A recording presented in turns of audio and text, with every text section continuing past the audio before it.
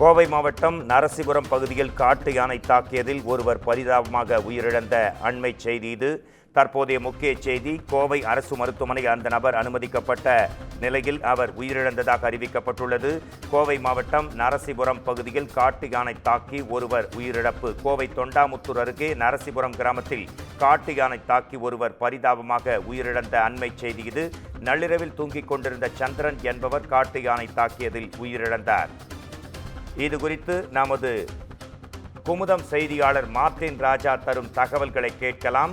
கோவை மாவட்டம் நரசிபுரத்தில் தூங்கிக் கொண்டிருந்த ஒருவரை காட்டு யானை தாக்கி அவர் உயிரிழந்த அண்மை செய்தியை பார்த்தோம். இது குறித்த கூடுதல் தகவல்களை எதிர்நோக்கி காத்திருக்கிறோம். மார்ட்டின் ராஜா, சொல்லலாம். மேற்கு தொடர்ச்சி மலை மாவட்டமான கோவையில் எப்பொழுதுமே காட்டு யானைகள் நடமாட்டம் என்பது மிகவும் சாதாரணம். குறிப்பாக மேற்கு தொடர்ச்சி மலையை ஒட்டி இருக்கக்கூடிய கிராம பகுதிகளில் யானைகள் வலசை போவது என்பது, அதாவது யானைகள் என்பது ஒரே இடத்தில் வாழக்கூடிய உயிரினம் அல்ல.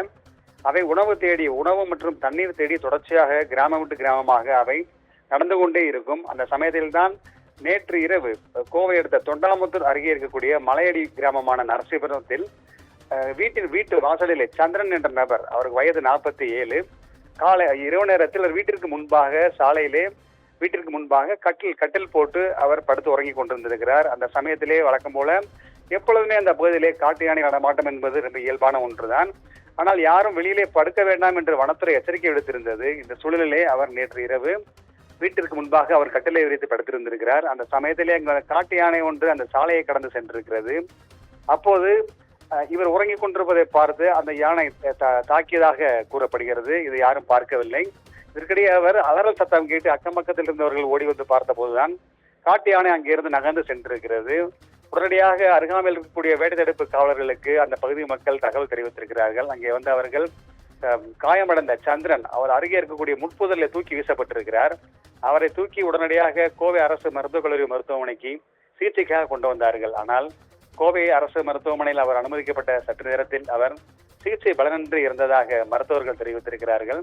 எனினுமே இரவு நேரத்தில் யாரும் காட்டு யானைகள் நடமாட்டம் இருப்பதால் மேற்கு தொடர்ச்சி மலையை ஒட்டி இருக்கக்கூடிய கிராமங்களில் பொதுமக்கள் யாரும் இரவு நேரத்தில் வெளியே வர வேண்டாம் என வனத்துறை வேண்டுகோள் விடுத்திருக்கிறது. இருந்தாலும் கூட வனத்துறை சார்பிலே இரவுதோறும் அங்கே தொடர்ச்சியான ரோந்து பணியும் ஈடுபட்டு கொண்டிருப்பதாக வனத்துறை அதிகாரிகள் தெரிவித்திருக்கிறார்கள். மோகன்,